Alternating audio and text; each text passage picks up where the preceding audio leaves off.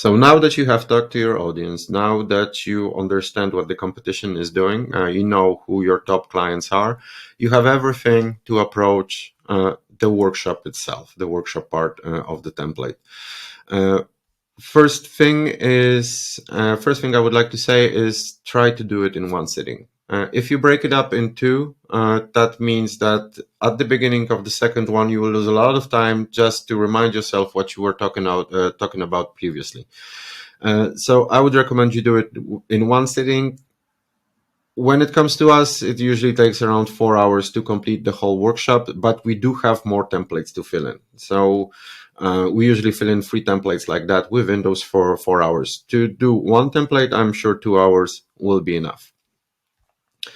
To start off a workshop, as any workshop is cool to start up, it's to conduct a warm-up.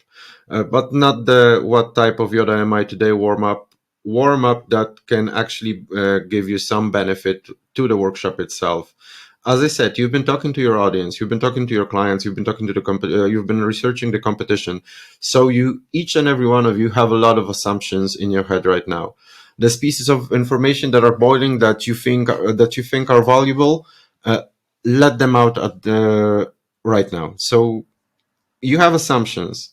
Each and every one of you has assumptions on what your target audience is, what the segment is, which segment is the best to represent, who is your ideal customer profile, who is the buyer that's signing off the buy, and who are the buyers that are only influencing the decision.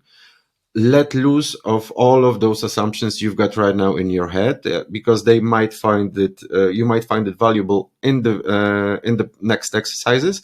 But more importantly, to let loose of all these assumptions will allow you to conduct the entire workshop with a free head, knowing that the ideas that you wanted to state are already out there. So I recommend you set a timer for 10-15 minutes and let loose of your thoughts, and we'll skip to the next. We'll go to the next exercise after that.